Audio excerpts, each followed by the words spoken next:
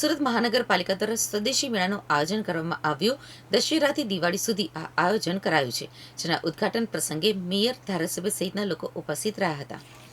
શહેરી વિકાસ વર્ષ 2025ની ઉજવણીના ભાગરૂપે સ્થાનિક ઉત્પાદનો, સેવાઓ, કલાકૃતિઓ, આર્ટિફેક્ટ્સ, ક્રાફ્ટ તેમજ અન્ય વિદેશી ઉત્પાદનોને પ્રોત્સાહન આપવા માટે સુરત મહાનગરપાલિકા દ્વારા સ્વદેશી મેળાનું આયોજન કરવામાં આવ્યું છે। દશેરાથી દિવાળી સુધી એટલે કે તારીખ 2-10-2025 થી 20-10-2025 સુધી આ આયોજન કરવામાં આવ્યું છે।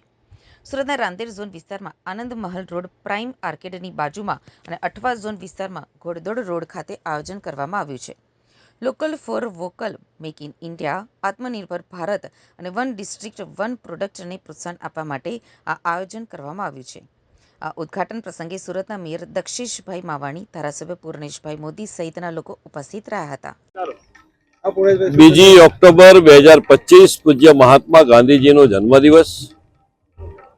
આજે વિજયાદશમી 1925 રાષ્ટ્રીય સ્વયંસેવક સંઘની સ્થાપનાના પણ શતાબ્દી વર્ષ 100 વર્ષ પૂર્ણ થયા। ડોક્ટર હેડગેવાર સાહેબે કરેલી આરએસએસની સ્થાપનાને શતાબ્દી વર્ષથી પણ મનાવી રહ્યા છે। આજનો પવિત્ર અને આજનો આ શુદ્ધ દિવસે અહીં સુરત મહાનગરપાલિકા દ્વારા સુરત મહાનગરમાં અડાજણ પ્રાઇમ માર્કેટ વિસ્તારની આજુબાજુ સ્વદેશી મેળાનું આયોજન કરવામાં આવ્યું છે। જે એની પાછળનો જે આપણો સિદ્ધાંત, હેતુ, ધ્યેય જે છે એ બહુ સ્પષ્ટ છે। વોકલ ફોર લોકલ ને લોકલ ટુ ગ્લોબલ।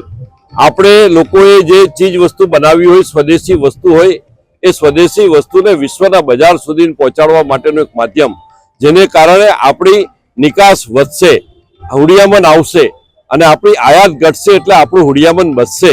તો આ પ્રકારે આપણે જે આત્મનિર્ભર ભારત બનાવવાની જે 2047 સુધી મોદી સાહેબની જે કલ્પના જે છે, એમનો જે મોદી સાહેબનો સંકલ્પ જે છે, એ સંકલ્પને આત્મનિર્ભરના માધ્યમથી જ વિકસિત ભારત બનાવી શકાય।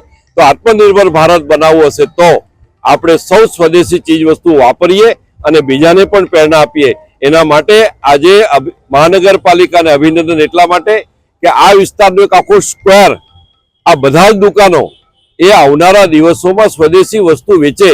હું તો એમ કહું છું કે આને દરેક ઝોનની અંદર સ્વદેશી બજારો એક આવા બનાવવામાં આવે, જેને કારણે એક સારો મેસેજ જનતામાં આપણે પ્રસ્થાપિત કરી શકીએ।